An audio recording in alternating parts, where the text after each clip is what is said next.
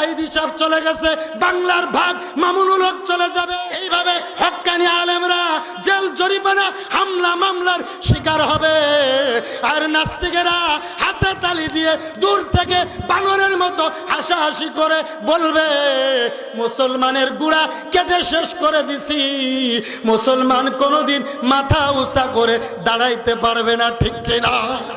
আল্লামা সাইদি সাহেব আমাদেরকে বিদায় করে, আমাদেরকে এতিম করে জান্নাতের মেহমান হয়েছে। ঠিক কিনা? জোরে কও। যারা আল্লামা সাইদিকে এই কারারুদ্ধ করে জেলের পরে জেল, মাসের পর মাস কারারুদ্ধ করে শহীদি তামান্না দিয়েছে, আমি আল্লাহর কসম করে বলতে পারি, আমি সকলের উপস্থিতিতে সচ্চার কণ্ঠে বলি, সেই নাস্তিকদের বাংলার জমিনে বিচার হবেই হবেই হবেই। ঠিক কিনা? জোরে কও। কে আলিয়া, কে কওমি, কে ওহাবি, কে সুন্নি, এটা দেখার বিষয় নয়। তিনি আমাদের কলিজার টুকরা। ঠিক কিনা? জোরে কও। বাস্তব প্রমাণ। আজ আমি যখন ঢাকা যাচ্ছিলাম, লাইভ চলতেছিল আমার মোবাইলে, ওই ফয়সাল আমার সাথে ছিল, ওই ছেলে, উনি লাইভে ছিল। আমি প্রত্যেকের কাছে যে যে জিজ্ঞেস করছি, ভাই আল্লামা সাইদি সাহেব চলে গেছে গত রাত্রে, আপনার অনুভূতি কি? একটা ছেলে কলেজে পড়ে, উনি বলে হুজুর আল্লাহর কসম করে বলি আমি সাইদির দল করি না, আমি ছাত্রলীগ করি, কিন্তু আল্লামা সাইদি চলে যাওয়ার পরে আমি রাত্রে কেঁদেছি। আমি দল করতে পারি, কিন্তু সাইদি সাহেবকে কলিজার মতো ভালোবাসি। ঠিক কিনা? জোরে কও। আমরা দলাদলি করতে পারি, কিন্তু আল্লামা সাইদি ভিন্ন জিনিস। ঠিক কিনা? জোরে কও।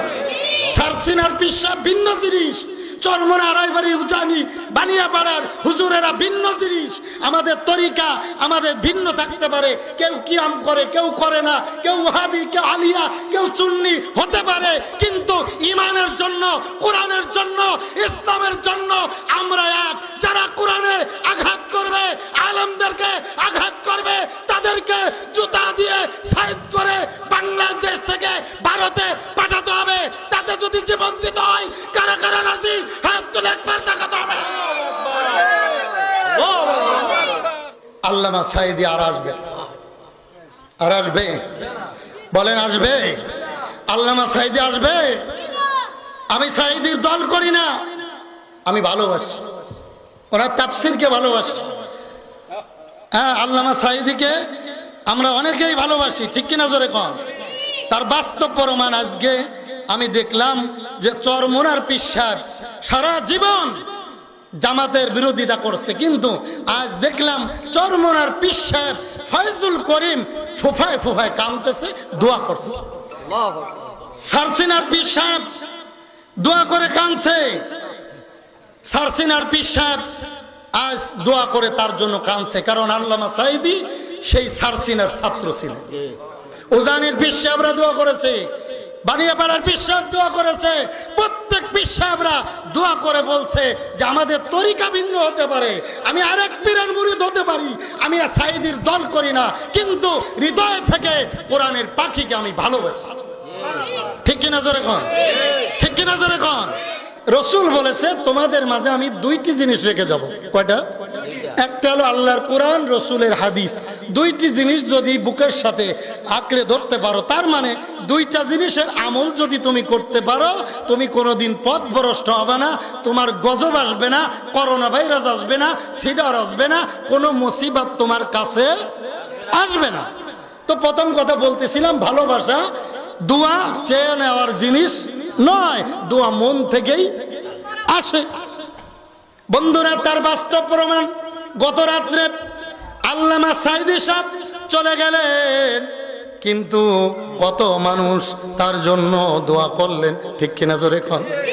কত মানুষ তার জন্য দোয়া করলেন। মহিলারা পর্যন্ত ফুপায় ফুপায় কাঁদছে। নেটের ভিতর দেখেন, টিভিতে দেখেন, এমন কোন লোক নাই চোখের পানি পেলে নাই, কারণ হৃদয় থেকে আল্লামা সাইদিকে অনেকেই ভালোবাসে।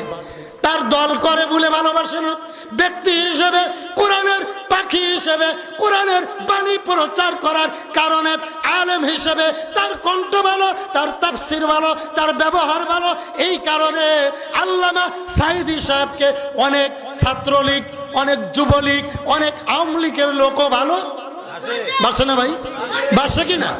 আরে তুমি অন্য দল করো, তুমি তো আমার ভাই। তুমি বিএনপি করো, তুমি তো আমার ভাই। তুমি সারসিনার মুরিদ, তুমি তো আমার ভাই। তুমি উজানির মুরিদ, তুমি তো আমার ভাই। তুমি বানিয়াপাড়ার মুরিদ, তুমি তো আমার ভাই। কারণ আল মুসলিম ও আকুল মুসলিম, মুসলমান মুসলমান সবাই ভাই ভাই।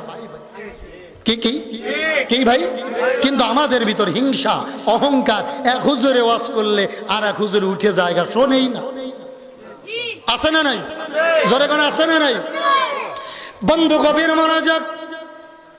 এই জন্য আমার রাসূল বলেছে, ভালোবাসা পয়দা করতে হলে নিজের আগে চরিত্র ভালো করতে হবে। কি চরিত্র? 2 নম্বরে ব্যবহার ভালো করতে হবে। কয় নম্বরে? ব্যবহার ভালো করতে হবে। আরে আমরা যদি ঐক্যবদ্ধ না হই, আমরা যদি তরিকা নিয়ে ব্যস্ত থাকি, আল্লামা সাঈদী সাহেব চলে গেলেন এই পথে, আল্লামা মামুনুল হকও জেলখানায় মরতে হবে, ঠিক কিনা? একে একে চলে যাবে। আর নাস্তিকেরা দূর থেকে হাতে তালি দিতেছে, হ্যাঁ রে সাঈদী সাহেব চলে গেছে, বাংলার ভাগ মামুনুল হক চলে যাবে, বানিয়াপাড়ার পীর সাহেব জেলখানায় ছিল, ঠিক কিনা? এইভাবে হক্কানি আলেমরা জেল জরিমানা, হামলা মামলার শিকার হবে। আর নাস্তিকেরা হাতে তালি দিয়ে দূর থেকে বানরের মতো হাসাহাসি করে বলবে, মুসলমানের গুড়া কেটে শেষ করে দিছি, মুসলমান কোনোদিন মাথা উঁচা করে দাঁড়াইতে পারবে না, ঠিক কিনা? আমাদের গুতাগুতি ফারাফারি ঠেলাই হিংসা অহংকারের কারণে, তরিকা নিয়ে, ক্যাম নিয়ে, বিভিন্ন দল নিয়ে ফারাফারি করার কারণে মুসলমানদের মাথার উপরে নাস্তিকেরা বড়ি রেখে লবণ দিয়ে বড়ি খায়। মাথার উপরে লবণ রেখে সেই লবণ দিয়ে কি খায়? কারণ কি? আমরা সুযোগ দিছি। কথা বলেন না কেন? বন্ধু গভীর মনোযোগ, ভালো করে বুঝতে হবে। নাস্তিকের আজকে না, আজ থেকে বহু বছর আগে আমার রাসূলের দুশমন ছিল, আল্লাহর দুশমন ছিল। আদম থেকে আজ পর্যন্ত আমাদের মুসলমানদের দুশমনির অভাব নাই, ঠিক কিনা? ঘরে খান। কারণ আমার রাসূল কোনো দোষ করে নাই, পাপ করে নাই, অন্যায় করে নাই, অপরাধ করে নাই, কিন্তু আমার রাসূলকে 24টি ঘন্টা মারার জন্য আবু জাহেল, উতবা, সায়বা, ওলীদ ইবনে মুগীরার গোষ্ঠীরা 24 ঘন্টা আমার রাসূলের জীবন শেষ করার জন্য পায়তারা দিত। বলেন তো, রাসূলের কোনো দোষ ছিল নি? আমার নবীজি কোনো মানুষের জমিন ফাঁকি দিছে? আমার নবীজি কাউকে গালি দিছেনি? আর ইহুদি রাসূলকে থাপ্পড় দিছে। আমার রাসূল হাত ধরে ডাক দিয়ে বলে, এই ইহুদি, তুমি যে আমারে থাপ্পড় দিলা রে ইহুদি, আগে বলো তুমি হাতে ব্যথা পাইছো নি? আল্লাহু আকবার। এই ইহুদি, তুমি হাতে ব্যথা পাইছো নি বলো? ইহুদি বলে, আরে এ কেমন লোক, আজব একটা লোক, এ কেমন লোক, এ কেমন লোক, আমি থাপ্পড় দিলাম আরো বলে হাতে ব্যথা পাইছনি? বলে না না না, ইহুদি এবার আমাদের মসজিদের ভিতর ঢুকছে। কোথায়? জোরে বলে। মসজিদের মেহরাব আছে, যেখানে বসে আমরা খুতবা দিই। পশ্চিম দিকে ফিরে মেহরাবের দিকে একজন ইহুদি যুবক প্রস্রাব করতেছে দাঁড়িয়ে। নাউজুবিল্লাহ পেতেন না? কোথায় কোথায় কোথায় বলেন? মেহরাবের দিকে ফিরে প্রস্রাব করতেছে। এবার আমার নবীজি দেখে কিছু বলে না, পিছনে দাঁড়িয়ে আছে দরজায়, কাবার দরজায় দাঁড়িয়ে আছে। হঠাৎ করে হযরত ওমরের আগমন। জোরে এখন আল্লাহু আকবার। হয় নাই হয় নাই, জোরে আল্লাহু আকবার। আজকে এই গ্রামে কোনো মানুষ ঘুমাইতে পারবে না, কি কোন? সবাই আসতে হবে। মা বোনদেরকে বলবো, যারা ঘুমাইতে যাবে বালছের তলে পানি ঢেলে দেন। কে কন? কে বলেন? মাইকটা ভালো, আলহামদুলিল্লাহ।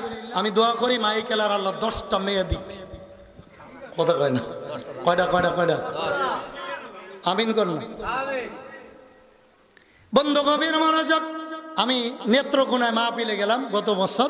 তো একজনের জিগাম, ক্যাশিয়ার সাহেব মসজিদের, তো আমি জিগেলাম ভাই আপনার ছেলে মেয়ে কয়টা? কয় মাত্র একটা। আমি কেন, আর হয় না? কয় হুজুর করোনার সময় আমি বাড়িতে ছিলাম না। কথা বোঝেন না, অত বোঝেন নাই, কিন্তু বলতে গেছিল অন্য কথা, মজায় বলে ফেলছে। মানুষ যে আজ শুরু করছে, কিছু আছে না আসলে দোষের না, কারণ উনি মেমোরিতে খেলে নাই যে মানুষ দোষ ধরবে। আমাদের দেশের মানুষের এমন একটা কথা বললেই চার দোকানে ভাইরাল। হ্যাঁ, কথা কেন কেন ইমাম সাহেবের পিছে নামাজ পড়ি, একটু পরে ইমাম সাহেবের বিরোধিতা করে। এমন মুসাল্লি নাই আপনাদের হরিপুরে, নাই, আমি যশোরের কথা কইতাছি। শয়তান বলে সব জায়গায়। বন্ধু গভীর মনোযোগ, বলতেছিলাম আমার রসুল কোনো দোষ করে নাই। এবার ইহুদি, মনে আছে না, ইহুদি প্রস্রাব করতেছে, ওই অবস্থায় নবীজি দাঁড়ানো, পিছনে একজন সাহাবী আসছে, নাম কি জোরে বলেন? এই তো আপনারা ভালো খানা যদি ভালো খাইতে পারেন, সাইদারি করতে মজা। কথা কয় না? কে দাঁড়িয়ে আছে জোরে বলেন? হযরত ওমর যখন দেখলো ইহুদি যুবক আমাদের